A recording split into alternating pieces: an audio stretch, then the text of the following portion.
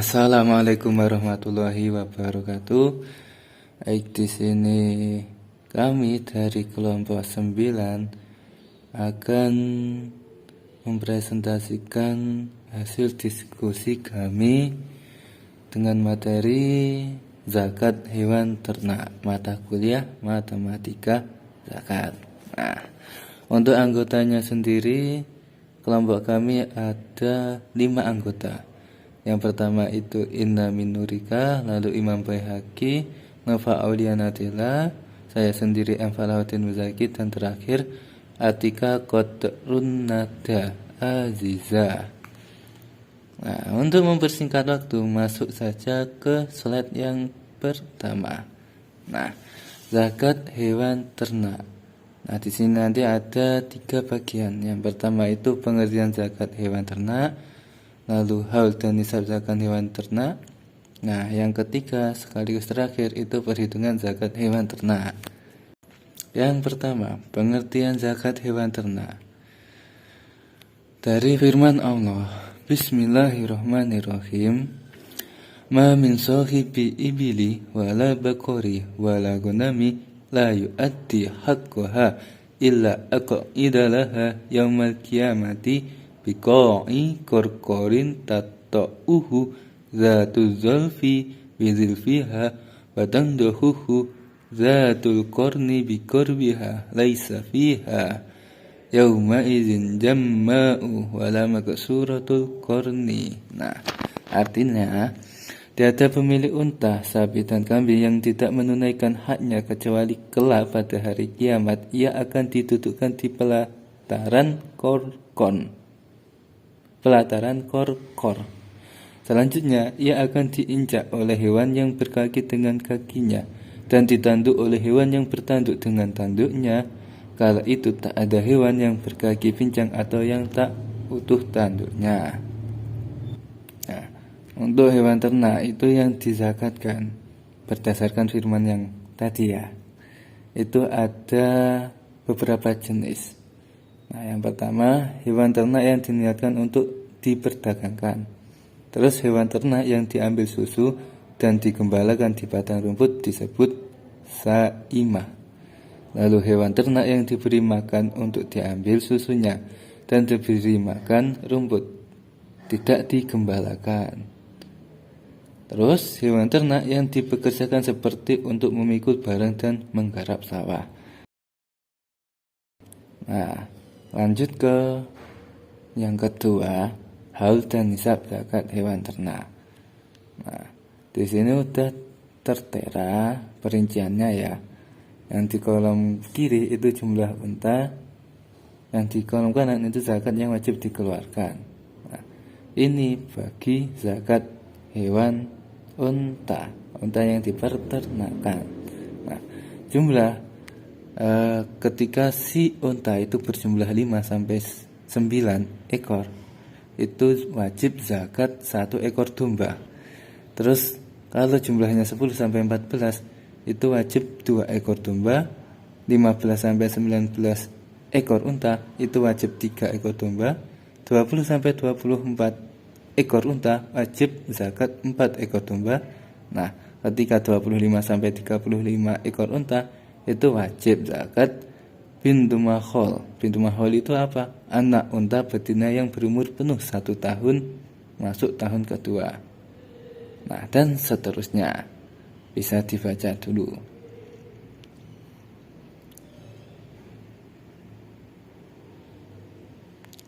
Itu tadi untuk zakatnya unta. Nah, terus zakatnya sapi, kerbau atau kuda, itu perinciannya ini. Sapi, kerbau, kuda itu jadi 1. Nah, ketika jumlahnya mencapai 30 sampai 39 ekor, itu wajib zakat 1 ekor tabi. Nah, tabi itu apa? Anak sapi berumur sempurna 1 tahun, masuk tahun kedua, jantan atau betina.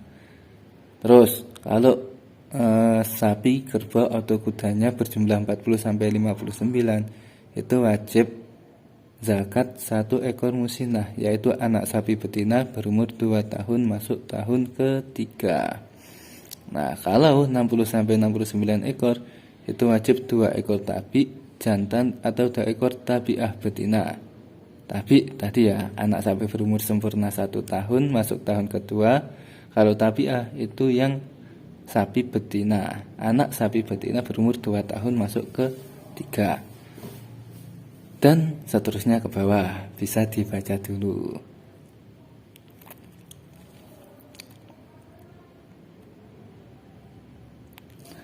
Adat unta, adat sapi, nah kambing itu juga harus dizakati.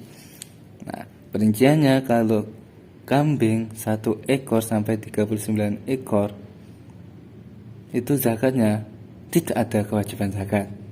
Nanti bebas ya, mau menternakan 1 sampai 39 itu tidak ada zakat. Nah, zakatnya itu berlaku ketika jumlahnya jumlahnya mencapai 40 sampai 120 ekor. Itu mulai wajib zakat 1 ekor kambing atau domba betina yang berumur tidak boleh kurang dari 1 tahun. Nah, terus kalau jumlahnya 121 sampai 200 ekor, wajib zakat 2 ekor kambing atau domba. Terus kalau jumlahnya mencapai 201 sampai 399, wajib zakat 3 ekor kambing atau domba.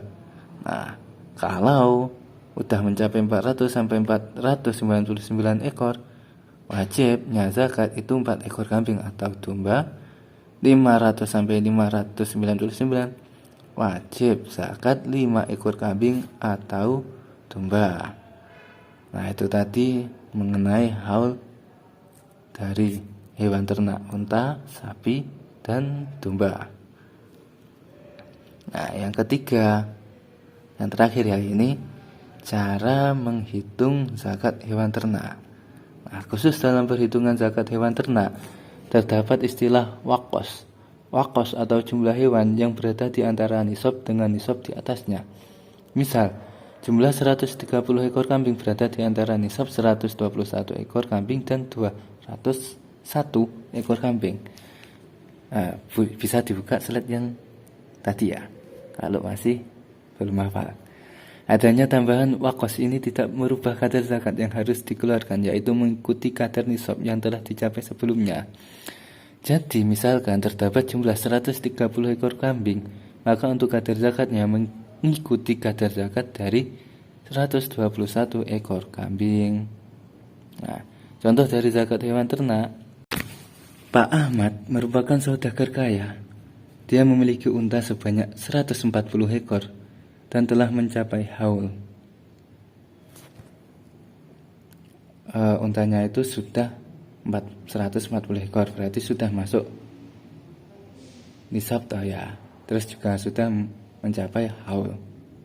Nah, sebagai salah satu hewan yang wajib dikeluarkan zakatnya, ya katakanlah unta kan itu wajib dikeluarkan zakatnya. Dari jumlah unta yang dimiliki tersebut, apakah Pak Ahmad wajib mengeluarkan zakat? Jika iya, berapakah zakat yang harus dikeluarkan Pak Ahmad? Jawab, karena nisab minimal unta adalah 5 ekor, maka Pak Ahmad wajib mengeluarkan zakat. Ya jelas, sudah lebih dari 5. Kadar zakat yang harus dikeluarkan dari 140 ekor unta yang dimiliki adalah 2 ekor unta betina umur 3 tahun, ditambah 1 ekor unta betina umur 2 tahun. Dapat merujuk langsung pada tabel yang di depan tadi ya. Rincian perolehan kadar zakat, 140 ekor unta sama dengan 100 ekor plus 40 ekor. Nah, sama dengan 50 ekor plus 40 ekor.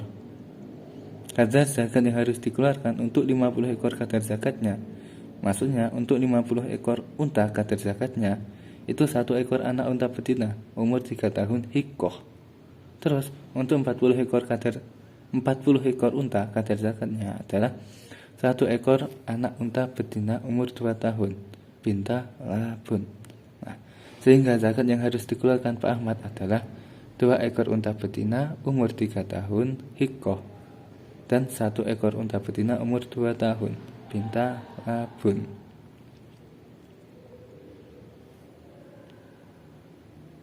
Nah, pembayaran zakat ada kalanya berupa uang yang senilai dengan kadar yang harus dikeluarkan.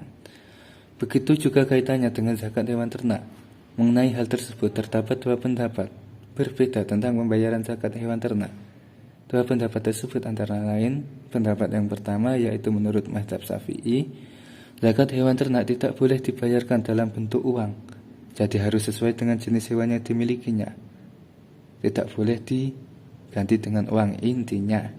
Nah, berbeda kalau menurut mazhab Hanafi, Maliki dan Hambali, zakat hewan ternak boleh dibayarkan dalam bentuk uang sesuai dengan standar harga kadar zakat yang harus dikeluarkan. Nah, ini lebih enak. Semisal punya yang tadi ya, beberapa unta itu terus harus mengeluarkan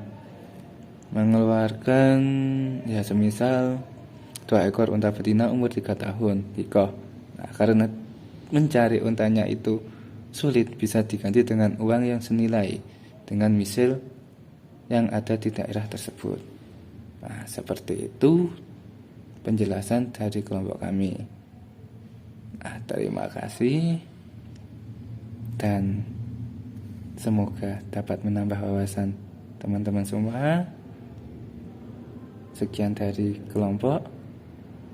Assalamualaikum warahmatullahi wabarakatuh.